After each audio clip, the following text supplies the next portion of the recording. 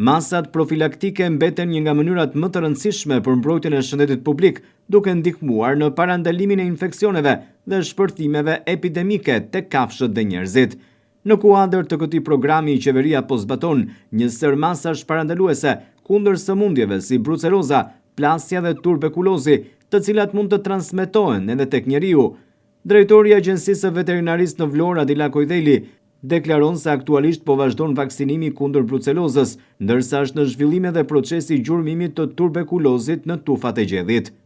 Kjo drejtori si çdo vit ka të planifikuara masat profilaktike në fillim viti për sëmundjet e brucelozës, plasjes dhe tuberkulozit, që janë sëmundje zoonotike që transmetohen nga kafshët e njerëzit dhe si të tilla janë të rrezikshme për shëndetin e njerëzve, dhe për këtë qeveria çdo vit planifikon vaksinim dhe gjurmim të këtyre sëmundjeve.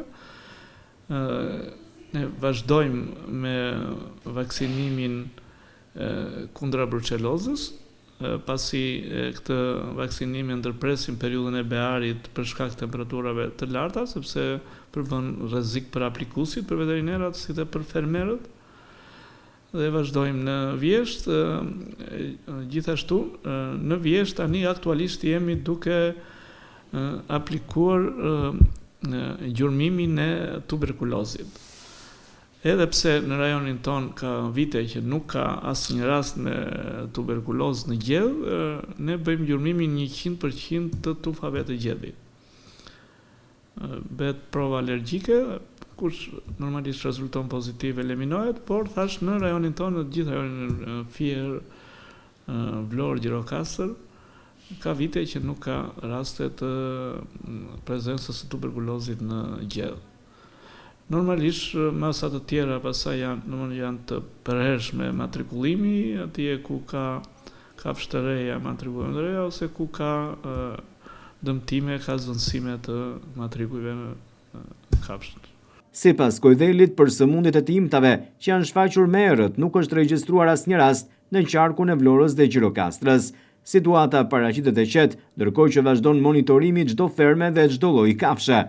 Për ne quhet themi e mbyllur, pasi ajo periudha 1-2 mujore që mund të shfaqesh të imtat, nuk pati asnjë rast të shfaqjes së kësaj sëmundje në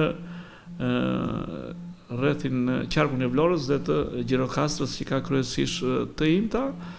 Dhe sot situata është e qetë. Normalisht monitorohet çdo lloj ferme kur ka pretendime për prani të simptomave që janë të ngjashme me simptomat e sëmundjes, por deri sot për fat të mirë nuk kemi as prezencë të kësaj sëmundje në gjithë rajonin. Gjithashtu, strukturat veterinare po monitorojnë edhe situatën për gripin e shpendëve, si pjesë e planit kombëtar të masave parandaluese. Kojdeli flet edhe për ndërgjegjësimin e fermerëve.